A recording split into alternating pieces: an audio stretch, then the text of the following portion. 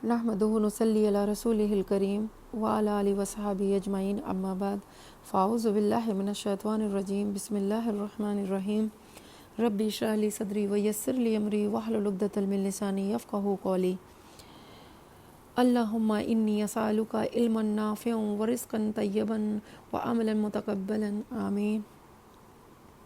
मुअज़्ज़िज़ सामईन इकराम, अस्सलामु अलैकुम व रहमतुल्लाहि व बरकातुहू। हदीस मुबारका में आता है, अनस रज़ियल्लाहु तआला अन्हु से मरवी है कि मदद सब्र के साथ है, कुशादगी तकलीफ़ के साथ है, और तंगी के साथ आसानी है, और बेशक तंगी के साथ आसानी है। और एक हदीस में आता है, अबू रज़ैन से मरवी है कि नबी करीम सल्लल्लाहु अलैहि वसल्लम ने फरमाया, हमारा रब अपने बंदों के मायूसी पर हंसता है। अबू रज़ैन ने कहा कि क्या अल्लाह अज़्ज़ व जल्ला भी हंसता है? आप सल्लल्लाहु अलैहि वसल्लम ने फरमाया, जी हाँ। अबू रज़ैन ने कहा, जो रब हंसता है हम कभी भी उसके खैर से मायूस नहीं होंगे।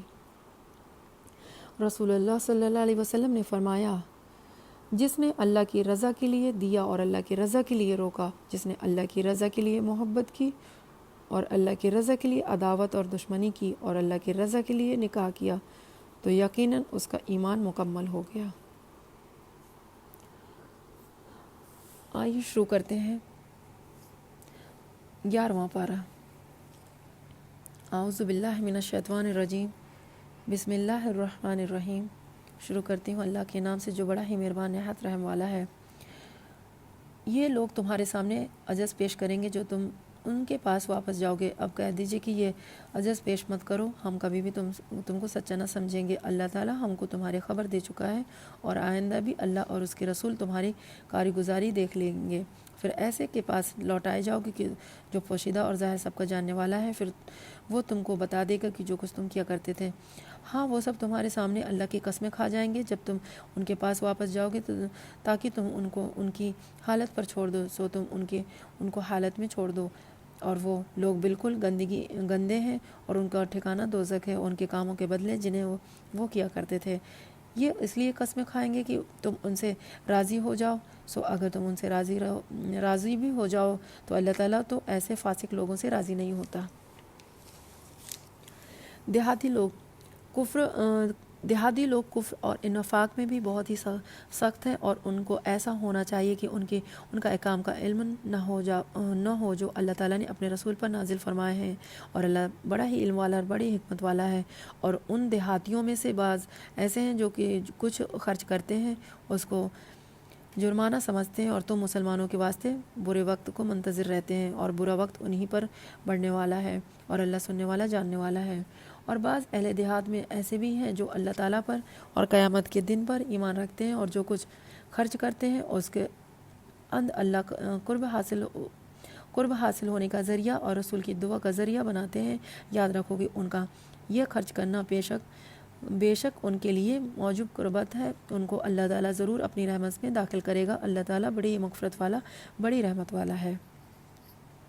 और जो मुहाजिरीन और अंसार साबिक़ और मुक़द्दम हैं, और जितने लोग इखलास के साथ उनके पैरों हैं, अल्लाह उन सब से राज़ी हो और वो सब उससे राज़ी हुए। और अल्लाह ने उसके लिए ऐसे बाग मुहैया कर रखे हैं जिनके नीचे नहरें जा रही होंगी, जिनमें हमेशा रहेंगे। ये बड़ी कामयाबी है। और जो कुछ तुम्हारे गर्दो पेश वालों में और कुछ मदीने वालों में ऐसे मुनाफिक हैं कि नफाक पर अड़े हुए हैं, आप उनको नहीं जानते, उनको हम जानते हैं। हम उनको दोहरी सज़ा देंगे, फिर वो बड़े ही भारी अजाब की तरफ भेजे जाएंगे।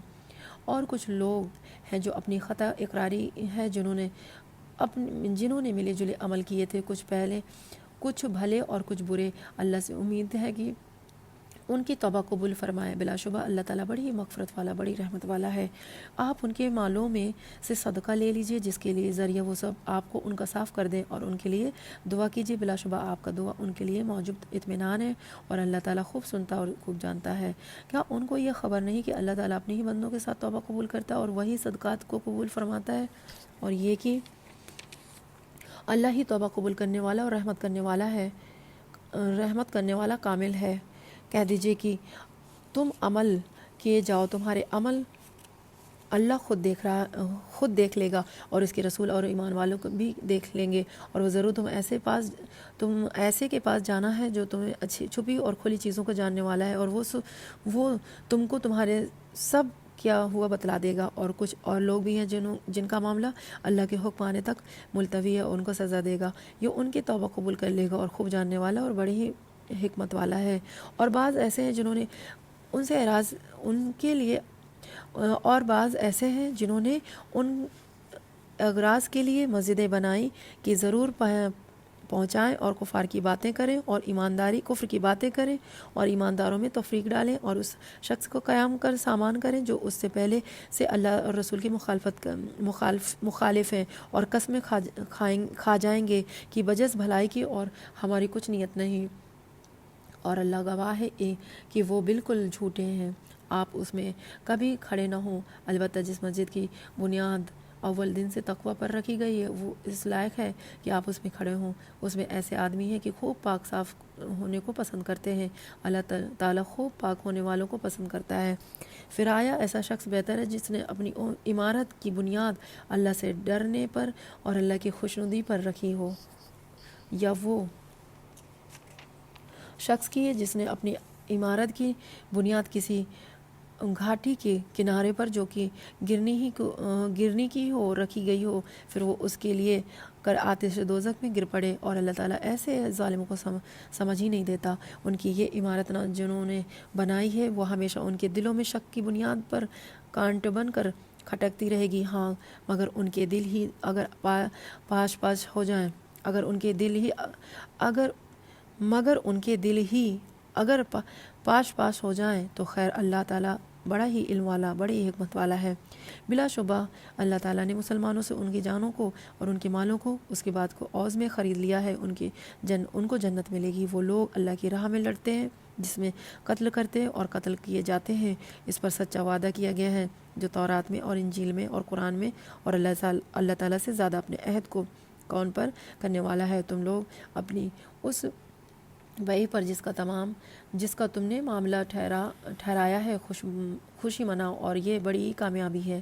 وہ ایسے ہیں جو توبہ کرنے والے، عبادت کرنے والے، حمد کرنے والے اور روزہ رکھنے والے ہیں، یہ راہ حق میں سفر کرنے والے اور رکوع اور سجدہ کرنے والے، نیک باتوں کو تعلیم کرنے والے اور بری باتوں سے باز رکھنے والے اور اللہ کی حدوں کو خیال رکھنے والے ہیں۔ اور ایسے مومنین کو آپ خوشخبری سنا دیجیے۔ پیغمبر کو اور دوسرے مسلمانوں کو جائز نہیں کہ مشرکین کے لیے مغفرت کی دعا مانگے اگر وہ سچے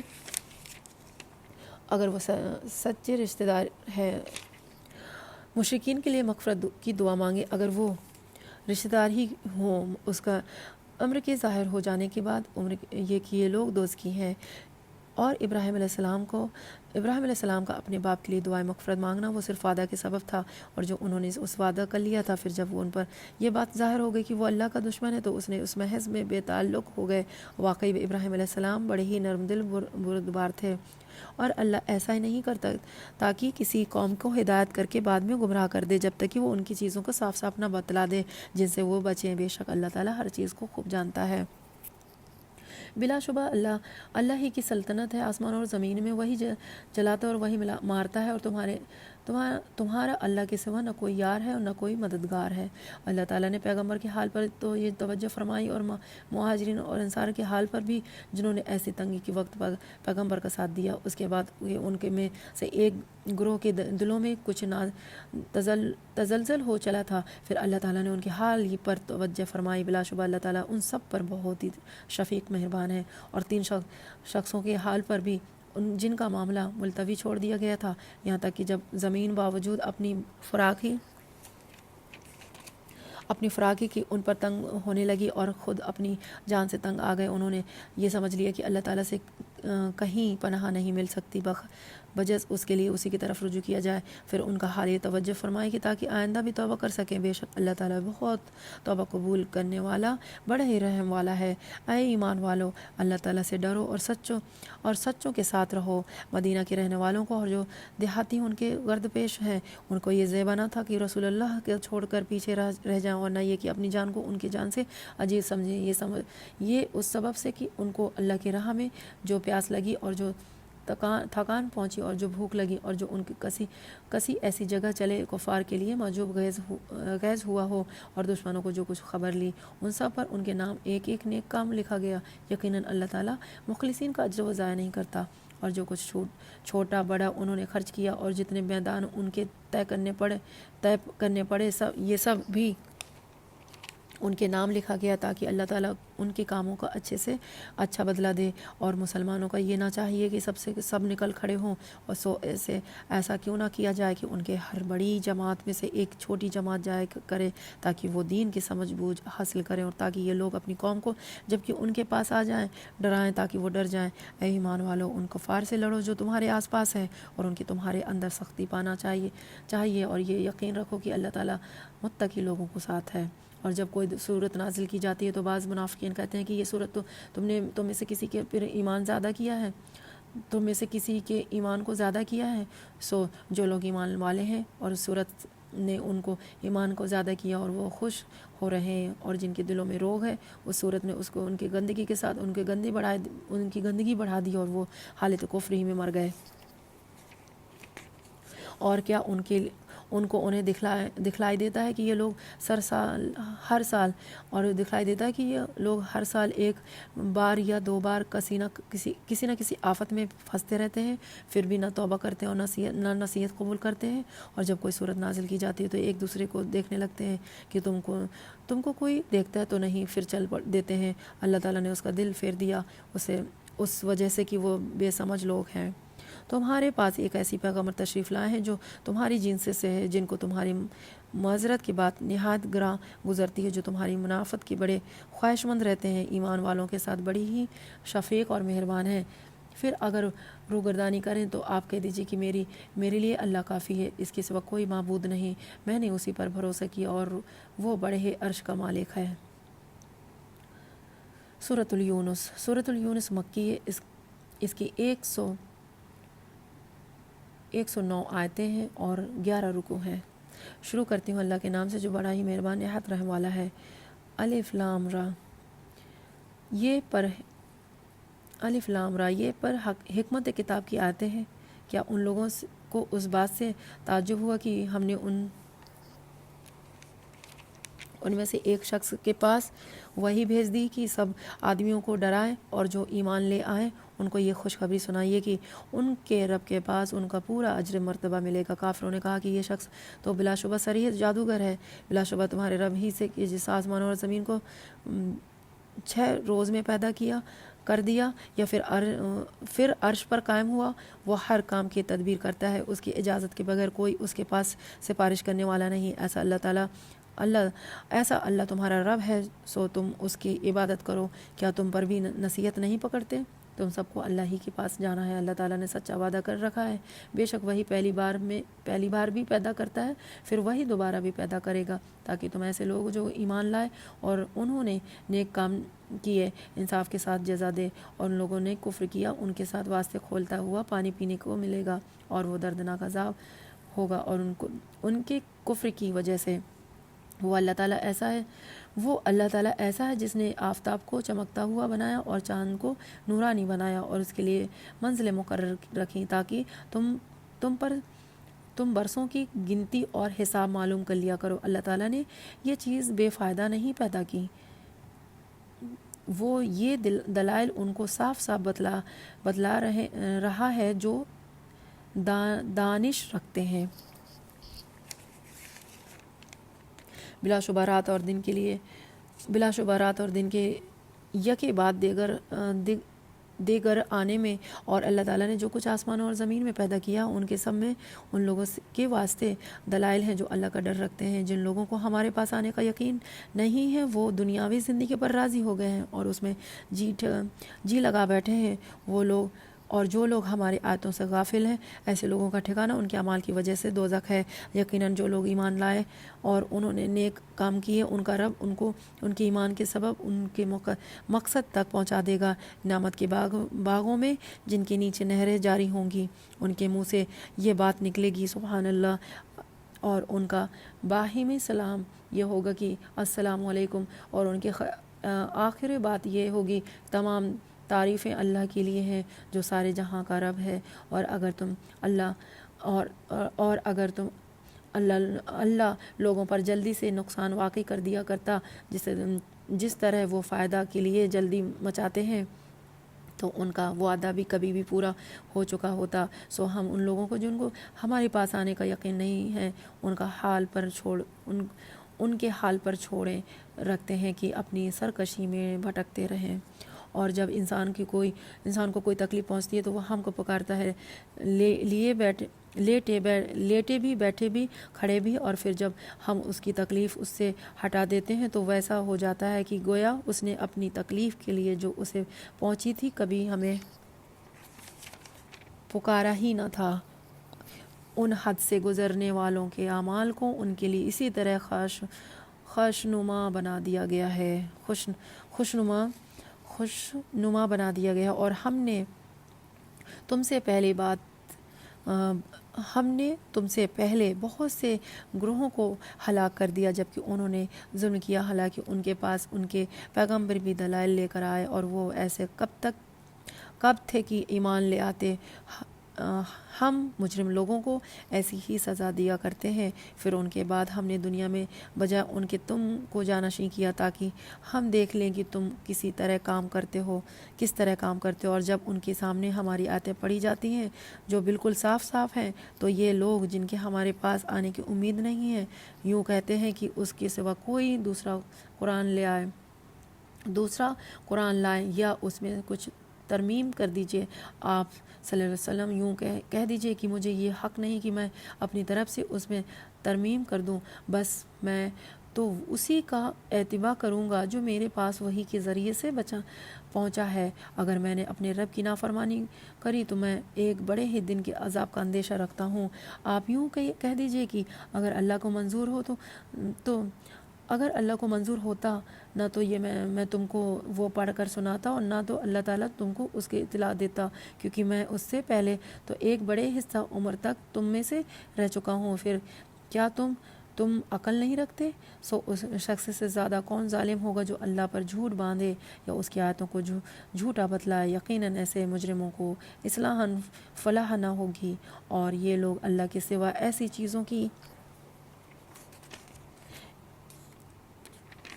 چیزوں کی عبادت کرتے ہیں جو نہ ان کو ضرر پہنچا سکیں اور نہ ان کے نفع پہنچا سکیں، اور کہتے ہیں کہ یہ اللہ کے پاس ہمارے سفارشی ہیں۔ آپ کہہ دیجئے کہ کیا تم اللہ کو ایسی چیزوں کو خبر دیتے ہو جو اللہ تعالیٰ کو معلوم نہیں، نہ آسمانوں اور زمینوں میں ہے، وہ پاک اور برتر ہے ان لوگوں کے شرک سے ہے۔ اور تم لوگ ایک ہی امت کے ساتھ پھر انہوں نے اختلاف پیدا کر لیا، اور اگر ایک بات نہ ہوتی جو آپ کے رب کی طرف سے پہلے ٹھہر چکی ہے تو جس چیز میں یہ لوگ اختلاف کر رہے ہیں ان کا قطعی فیصلہ ہو چکا ہوتا۔ اور یہ لوگ یوں کہتے کہ ان پر ان کے رب کی جانب سے کوئی نشانی کیوں نہیں نازل ہوتی۔ سو آپ فرما دیجئے کہ غیب کی خبر صرف اللہ کو ہے، سو تم بھی منتظر رہو، میں بھی تمہارے ساتھ منتظر ہوں۔ اور جب ہم لوگوں کو اس عمر کی بات کی ان پر کوئی مصیبت پڑ چکی ہو، کسی نعمت کا مزہ چکھا دیتے ہیں تو وہ فوراً یہی ہماری آیتوں کے بارے میں چالیں چلنے لگتے ہیں۔ آپ کہہ دیجئے کہ اللہ کے چال چلنے میں سے تم سے زیادہ تیز ہے، بلیکن ہمارے فرشتے تمہارے سب چالوں کو لکھ رہے ہیں۔ اور وہ اللہ ایسا ہے کہ تم کو خشکی اور دریا میں چلاتا ہے، یہاں تک کہ جب تم کشتی میں ہوتے ہو اور وہ کشتیاں لوگوں کو موافق ہوا کے ذریعے سے لے کر چلتی ہیں اور وہ لوگ ان سے خوش ہوتے ہیں، ان پر ایک جھونکا سخت ہوا کا آتا ہے اور ہر طرف سے ان پر موجیں اٹھتی چلی آتی ہیں، اور وہ سمجھتے ہیں کہ برے آگ گھیرے۔ اس وقت سب خالص اقتداد کر کے اللہ کو ہی پکارتے ہیں کہ اگر تم ہم کو اس سے بچا لیں تو ہم ضرور شکر گزار بن جائیں گے۔ پھر جب اللہ تعالیٰ ان کو بچا لیتا ہے تو فوراً ہی وہ زمین میں ناحق سرکشی کرنے لگتے ہیں۔ اے لوگو، یہ تمہاری سرکشی تمہارے لیے وبا ہونے والی ہے، دنیا زندگی چند فائدے ہیں، پھر ہمارے پاس تو تم کو آنا ہی ہے، پھر ہم سب تمہارا کیا ہوا تم کو بتلا دیں گے۔ بس دنیاوی زندگی کے حالات تو ایسے ہیں جیسے کہ ہم نے آسمان سے پانی برسایا، پھر اس سے زمین کا نباتات جن کو آدمی اور چوپائے کھاتے ہیں، خوب گنجان ہو کر نکلی، اور یہاں تک کہ جب وہ زمین اپنی رونق کو پورا حصہ لے چکی اور وہ اس کے خوب زیبائش ہو گئی اور اس کے مالکوں نے سمجھ لیا کہ اب ہم اس پر بالکل قابض ہو چکے، تو دن میں یہ رات میں اس پر ہماری طرف سے کوئی حکم عذاب آ پڑا، سو ہم نے اس کو ایسا صاف کر دیا کہ گویا کل وہ موجود ہی نہ تھی۔ ہم اسی طرح آیت کو صاف بیان کرتے ہیں ایسے لوگوں کے لیے جو سوچتے ہیں۔ اور اللہ تعالیٰ سلامتی کے گھر کی طرف تم کو بتلاتا ہے، اور جس کو چاہتا ہے راہ راستے پر چلانے کی توفیق دے دیتا ہے۔ جن لوگوں نے نیکی کی ہے ان کے واسطے خوبی ہے اور مزید برآں بھی ہے، اور ان کے چہروں پر نہ سیاہی چھائے گی اور نہ ذلت۔ یہ لوگ جنت میں رہنے والے ہیں اور وہ اس میں ہمیشہ رہیں گے، اور جن لوگوں نے بدکام کیے ان کی بدی کی سزا اس کے برابر ملے گی اور ان کی ذلت چھائے گی، ان کو اللہ تعالیٰ سے کوئی نہ بچا سکے گا۔ گویا ان کے چہروں پر اندھیری رات کی پرت لپیٹ دی جائے گی۔ یہ لوگ دوزخ میں رہنے والے ہیں، وہ اس میں ہمیشہ رہیں گے۔ اور وہ دن بھی قابل ذکر ہے جس روز جس روز ہم سب کو جمع کریں گے، پھر مشرکین سے کہیں گے کہ تم اور تمہارے شریک اپنی جگہ ٹھہرو، پھر ہم ان کے آپس میں پھوٹ ڈال دیں گے، اور ان کے وہ شرکا کہیں گے کہ تم